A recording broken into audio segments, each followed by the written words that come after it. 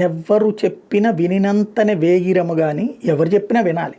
కానీ వాస్తవాలతో కంపేర్ చేసుకోవాలి, పోల్చుకు చూసుకోవాలి. ఎవడో చెప్తాడు బ్రిటిష్ వాడు రాకముందు అసలు భారతీయుడికి ఏం తెలియదు అన్నటువంటి.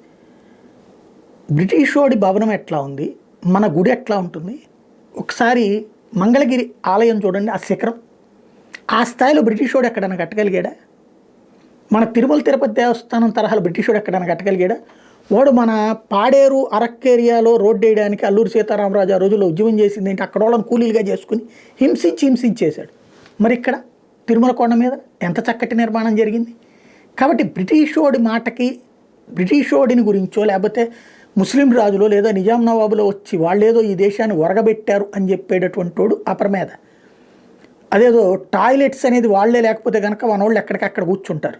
ఎస్, ఎక్కడికక్కడ కూర్చునేది ఇంటి దగ్గర ఏర్పాటు చేసుకునే అవకాశం లేక ఒక ఎత్తు. రెండవది ఏంటంటే వాటికి సంబంధించిన ఖర్చుని దృష్టిలో పెట్టుకుని. బట్ ఆ రోజుల్లో కూడా ధనవంతుల ఇళ్లల్లో టాయిలెట్స్ ఉన్నాయి అనడానికి సజీవమైనటువంటి సాక్ష్యం చరిత్రకి సంబంధించినటువంటిదే ఇది కనబడేది.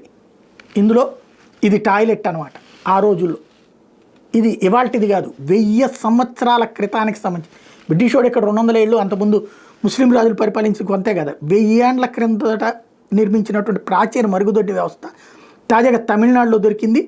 ప్రాచీన కాలంలో హిందువులు ఈ వస్తువులు ఉపయోగించారు అన్నటువంటి విషయం అందులో అక్కడ ఉన్నటువంటి శాసనాల ప్రకారం కనబడుతుంది.